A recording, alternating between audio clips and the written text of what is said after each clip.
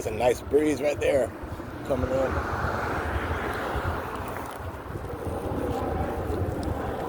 don't know what that thing is right there, but it looks kind of cool. It looks like a toy. It looks like...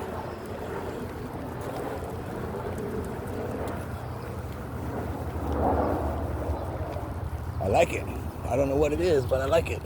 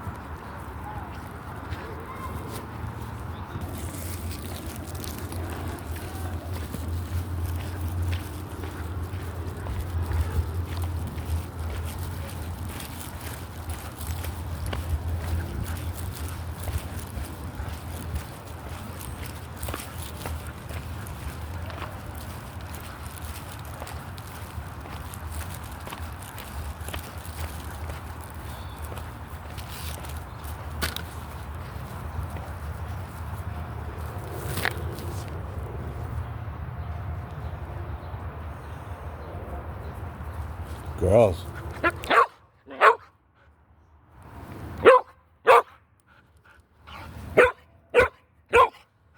I know. I know. You excited? Sit down. Dink. Dink.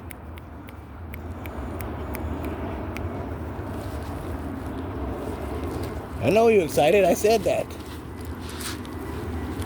Go. She wants the ball so bad.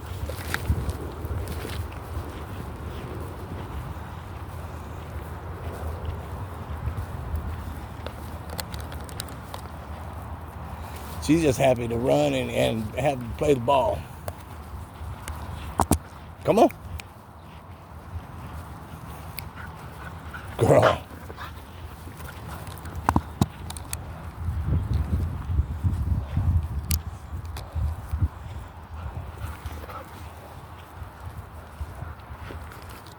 Give it to me. Girl.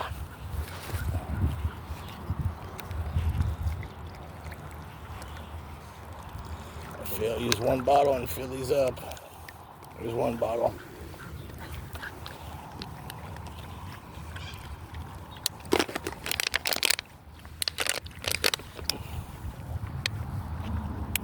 Look, there's a beer koozie. There's a beer koozie. There's all this garbage that they hide, behind these trees, and they move the dumpster over here.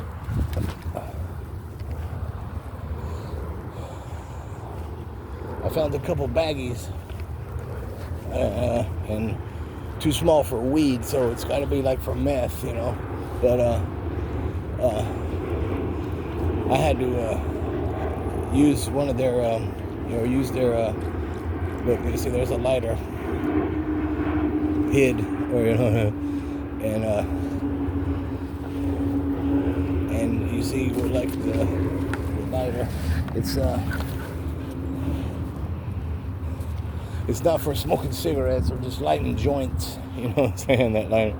And of course, being here and being probably, of course, dead, no fluid,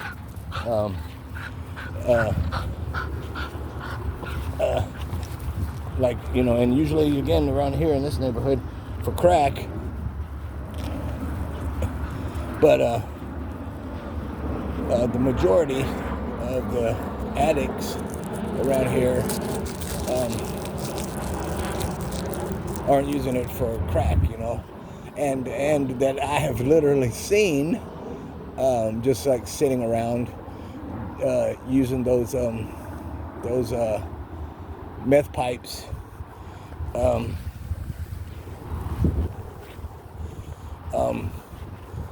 In broad daylight, I mean, again, not even hiding it, just, openly, just blazing away, turning their brain into mush.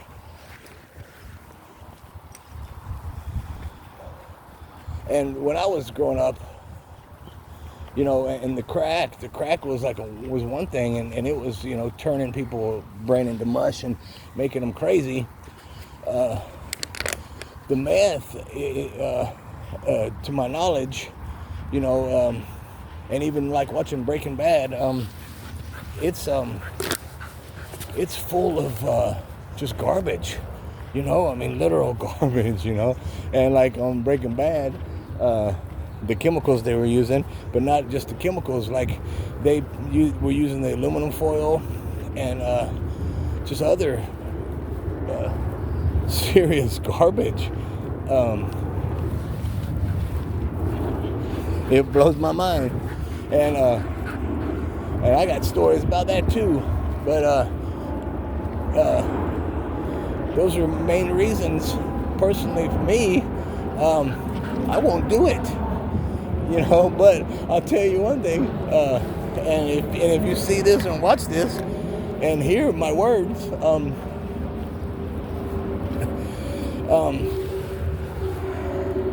for example, when on the news it's like, oh, fentanyl, if you touch this much of fentanyl, okay, let's just get over that. Let's go to the movie Pulp Fiction.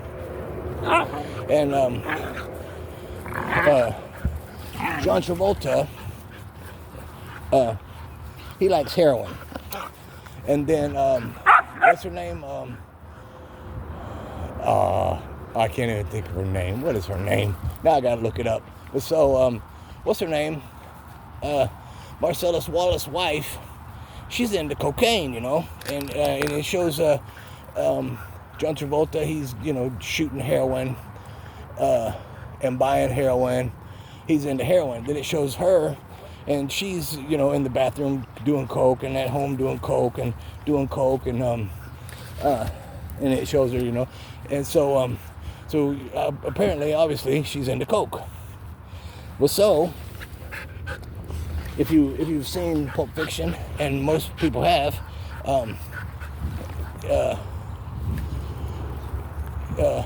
she has his coat, and she just reaches in his pocket, whatever, and she finds a big bag of powder, and she's like, all right, cocaine. Well, so she does her a nice little line of coke, to get amped up or whatever, and she thinks she's doing a big rail of cocaine, and it's heroin, so she overdoses, what I'm saying? So just imagine if somebody gave you anything and said, yeah, do a line of this, or smoke some of this, or whatever, and you're like, all right, and you do, and you overdose, again, you don't know what it is, and or whatever, and for that note, some drug dealers, let's say, could buy, look at this, change, 25, 50, 60, 70, 80, 90, and some pennies, 95, 96, 97, almost $1 right here. These crackheads. So, the drug dealer, let's say, is selling some drugs, or buying some. He's a drug dealer, so he buys drugs to sell, whatever, and so he buys some drugs, and 9.5 times out of 10, let's say, the drug dealer is not gonna sample the product, you know what I'm saying? because he's not a drug addict. He buys them or gets them to sell to make money or profit and whatever. And a lot of times the drug dealers, they're not into just wanting you to die, trying to kill you, or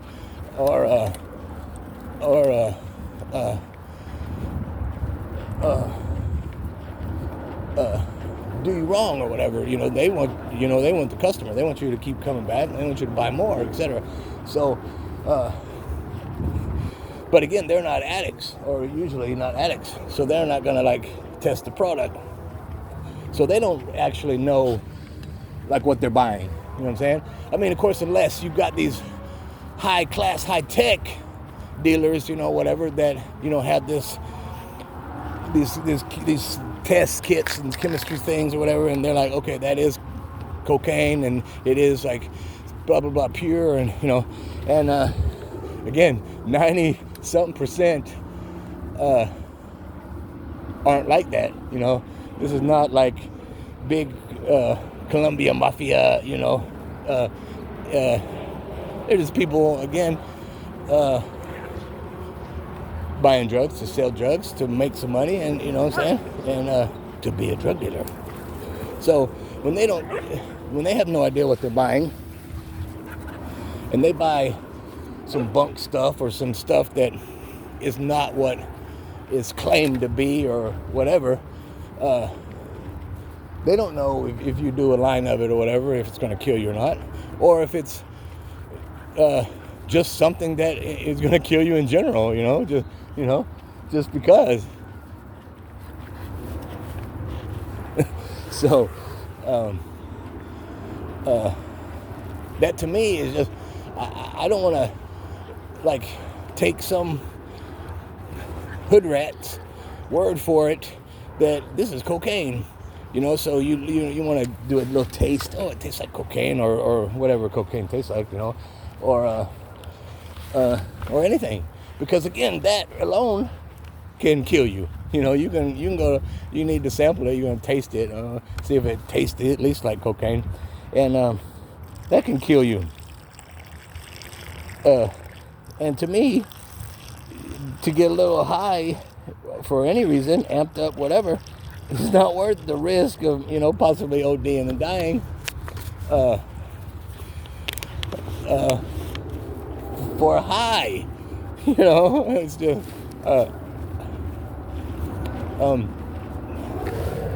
it's just not worth it. When I was younger, if somebody came over and said, hey, I got some cocaine, let's do some cocaine, I gotta tell you, a lot of times, because of my nose and stuff, long story, but I would be like, it's no good. But sometimes, just because or whatever, I'd be like, okay, and not even think twice or about it, and that's my friend, and okay, or and but now I don't care, or well, for I don't know, 20-something years now or longer, that stuff like that has been on in my thought process. When I see people on drugs and stuff, I'm like, well, how do they know that? And then and for that too, you have to think and have to wonder, when you see people going crazy, what exactly were they doing, or did they do, and how much even, to just turn their brain into mashed potatoes, and them just be seriously incoherent to anything, especially reality. Because well, in Los Angeles, I have seen many kinds and many types of, and I've seen people that at one point in time, Dinky, go, Dink, roll around in nastiness. I've seen people where they're like they're, you know, kind of normal. I mean, of course, they're like in situations or whatever, you know, like homeless or, you know, but they seem pretty normal. And then I've, you know, seen them again, and they're completely like lunatics, you know, or I don't know, brain dead or some, you know. And then I've seen people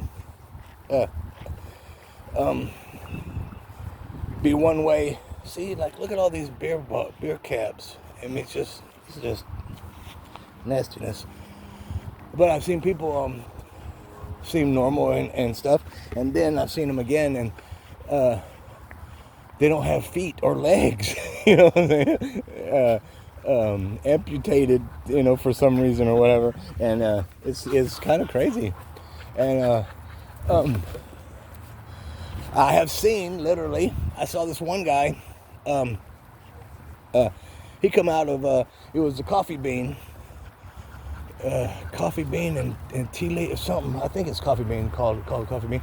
But he comes out of the coffee bean, out of the bathroom, with a needle in his arm still. Like, not even coherent and not even realizing that he still has a needle stuck in his arm. You know, and it's like, well, that's definitely not like insulin or something, you know. And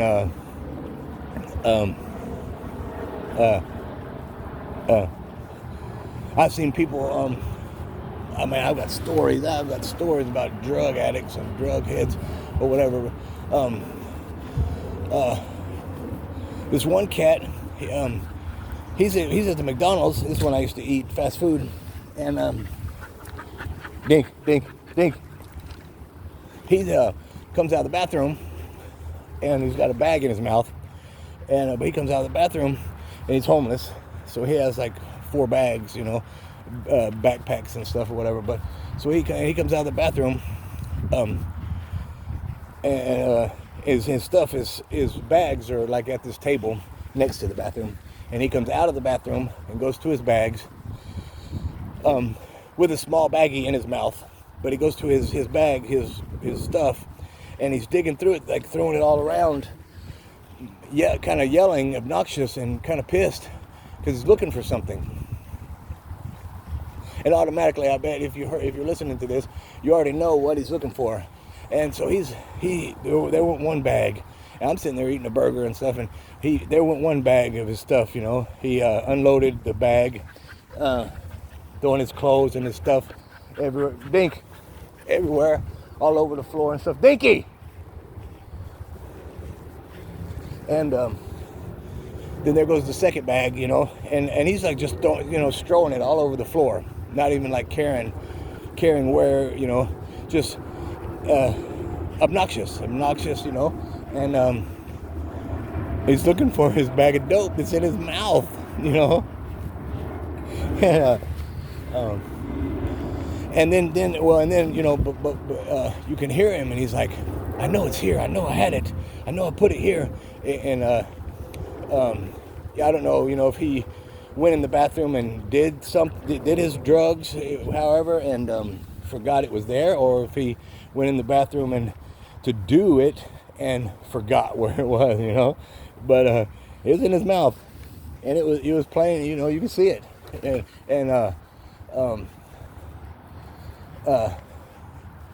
Wow, I've got so many stories like that. Then there was the one person that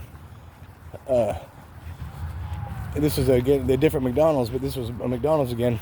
The corral, like where the dumpster area is, the guy goes in to the corral, you know, and I seen him go in, and go on. I don't want you over there. Miss Dinky's gonna roll in something nasty over there. I don't know what it is. Give me the ball. And but he goes in the corral. I go in, you know, and I believe that there's some more change.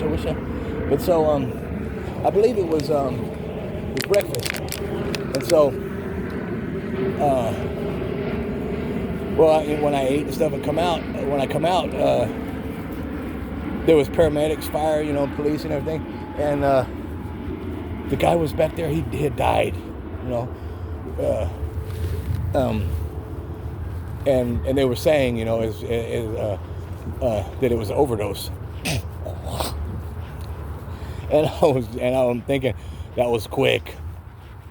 I've never seen like an actual overdose like that. Like when they say like somebody's methed out or something, and they're acting a certain way, obnoxious and talking to themselves and flaring their arms and kind of, I've heard that's a form of ODing. But I think that's just like the news and stuff saying that, because personally, again, with having experienced witnessing stuff and seeing, that's not really, to me, or an overdose. That's just a reaction to the drugs, to where,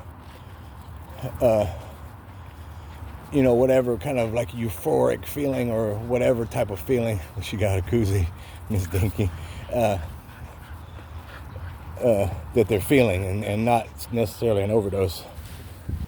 An overdose, to me, what I've seen is, you're literally incoherent, literally, and like convulsing and seizuring, or so that to me is an overdose. Or passing out doing nothing, etc. But I don't know. I don't want to know personally, because I will never know, because I will never overdose. Because I'm not going to do anything that, and I'll tell you this, I never knew, I'm an old man, and I never knew my whole life about like heroin. And in California, they have black tar heroin, and to me it looks like a type of hash, and a lot of times type of resin that you pull out of a weed pipe or a bong or something. And so that's it, to me, it's kind of scary that someone, like, to me, ignorant, somebody could give me a little ball of resin, and it'd be heroin, you know what I'm saying? And then and I'm like, yeah, I smoke some resin, and then because I smoke marijuana, I smoke weed, and it'd be heroin. But I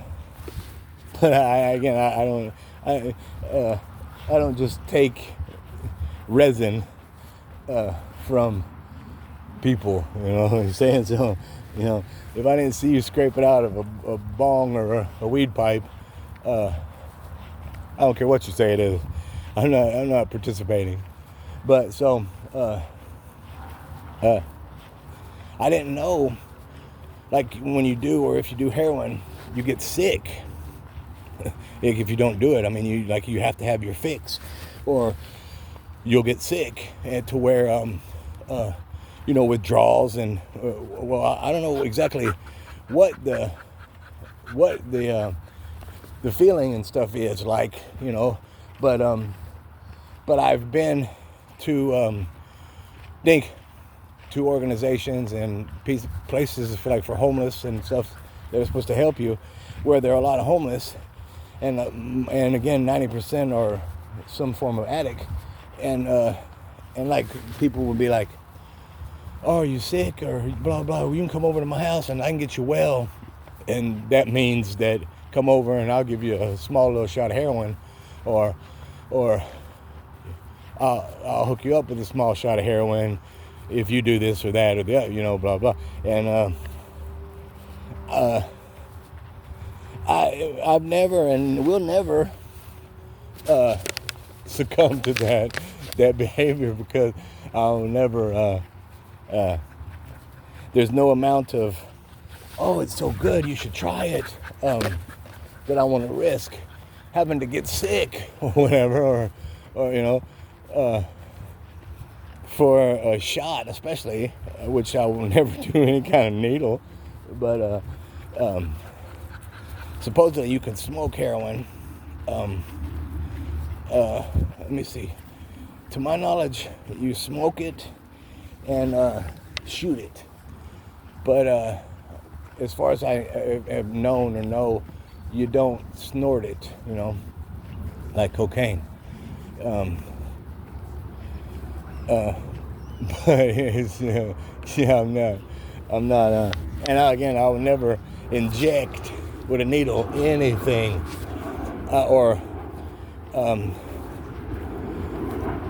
unless it goes in my arm or my butt or whatever for serious medical purposes or whatever. And there's no reason that I need to, Dinky, come on, that I need to, and because I say that, I've heard through the, that you can like shoot heroin. You don't have to necessarily shoot it into your veins, but again, that's a whole nother ball game, because if you're a heroin addict or you like heroin or whatever, you're not going to waste it by by shooting in your arm or whatever. I mean, unless it's your vein. Because again, even though like you're a heroin addict, and even though that it will get you high, it won't get you high like shooting it into a vein, right into your bloodstream. So most heroin addicts won't waste that. They want the full high.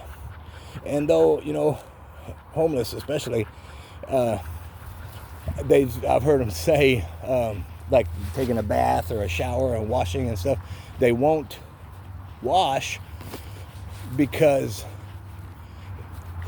that cleans out their pores. And like when the pores are clogged and like because of dirt and they're dirty and stuff, that keeps the heroin in. Or what I'm saying? I've heard that excuse or that, and I was like, man, I don't even care.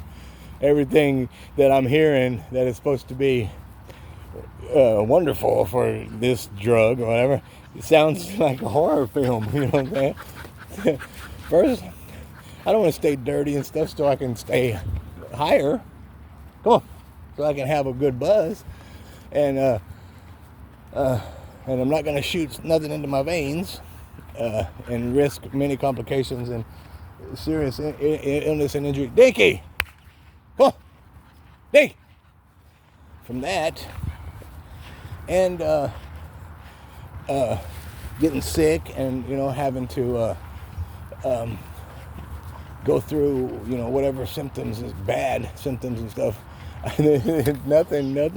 None of it takes away from, but it makes you feel so good. No, it's like here, I have seen people right in my view shoot heroin into their arm,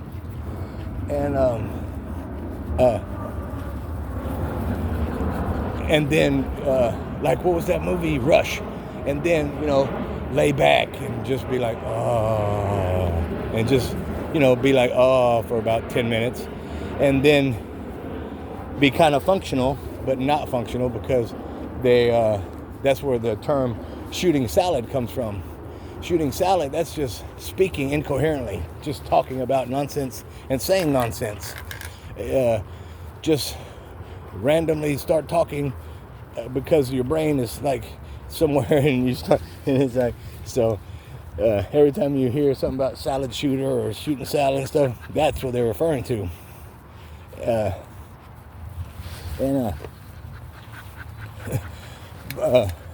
But I don't want to do that. I don't want to, and I don't want to nod off and just be like, I don't know, zoned out and just. It's not a positive thing. And then, for that note, when I saw the person doing it, it was a group, and it was homeless, and we were here, So the one guy did it, and just like laid back and was like, oh, and then kind of like went into a trance, like a zone, nap.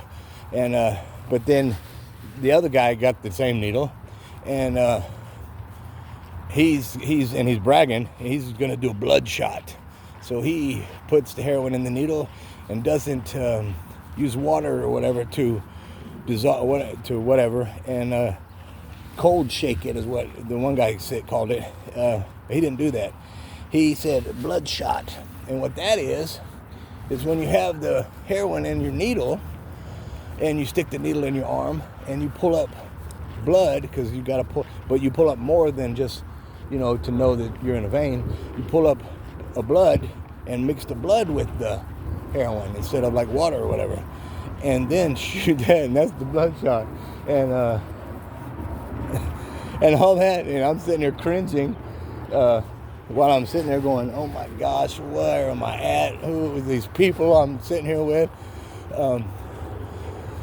But I'll tell you, this was not like at some underground drug den or some hidden type camp or whatever. This was outside of this place called PATH, people assisting the homeless, PATH, PATH, in downtown Los Angeles. It was outside there, while I was there again waiting to see to get this assistance or resources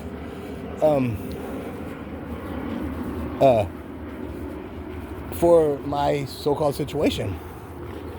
But again, they give the government or California government official opened this particular place to help homeless people, assisting the homeless, PATH, and it does not help or assist the homeless. I mean, you know what I'm saying?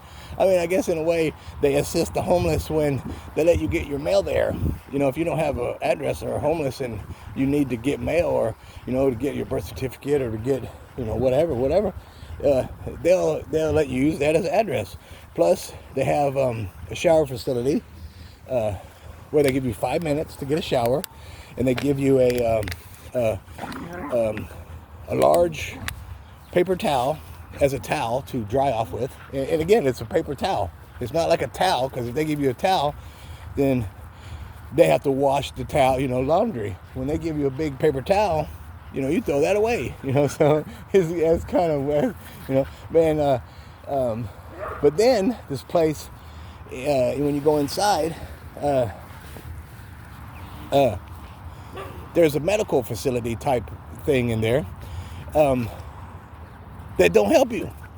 Because I went there because I knew they had the little doctor, little medical thing in there, and I went there because I needed help, and they won't help you. You know what I'm saying? I mean, you have to have some serious referrals and paperwork and stuff to be there for that. And like when I was there, I said I need medical assistance, for the thing, and they said go on there and and talk to them. Like they knew, because they had no idea, because most of the people in the front and stuff were volunteers, so they don't even get paid also for that. And so all these this government money and stuff, and they're not even paying like real employees in most cases. But so they're like, yeah, just go in there. So I went into the place, into the medical room, and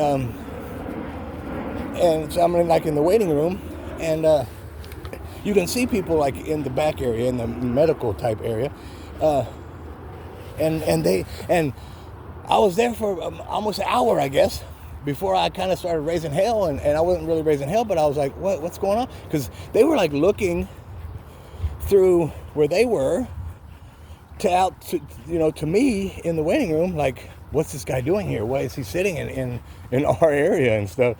But not coming out to ask me anything. Like, what am I doing here? Or what do I need? Or anything. They were like looking at me like, what's going on? Why is this person here? What is this person? And it's like, you're in the medical part or whatever. It's kind of self-explanatory that you're there for medical purposes or whatever, you know what I'm saying? And so I just sat there and waited, and this was years ago. I said, well, I recorded, or started recording, and then saying these people were supposed to help, and finally, when I said that I was getting upset and stuff, when they would be staring, I was waving to them, hey, come here, and my shoulders up, what? And nobody would come. But then finally, someone did come out and told me that I needed to have this paperwork, or I needed to have this and that in order, to be seen. And I was like, well, how do I do that? Oh, you got to go here. And again, just another runaround. So it's kind of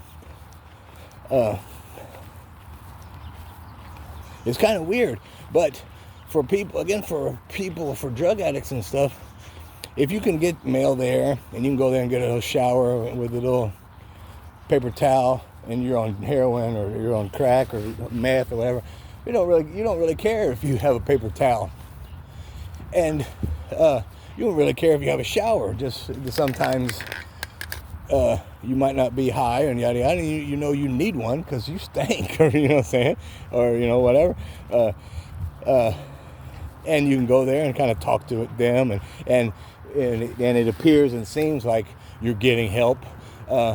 They don't care. That's good enough for them. Again, because they're drug addicts and they're on drugs. So in a way, that looks and seems like they're getting help or some kind of assistance, when in reality they're not. So it's kind of weird. But again, not just like that one. I can name and point out and show hundreds of places that are government funded and stuff like that you have to really wonder where is the funding going, because when you get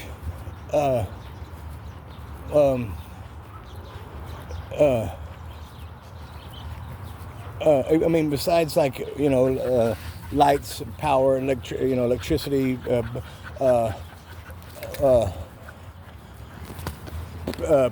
and well, that's pretty much it, I guess. Electricity, because let's say the water is going to be free, and let's say the rent, is government bought and paid for or whatever. So it's not like that so much. So you gotta wonder, where is the money going?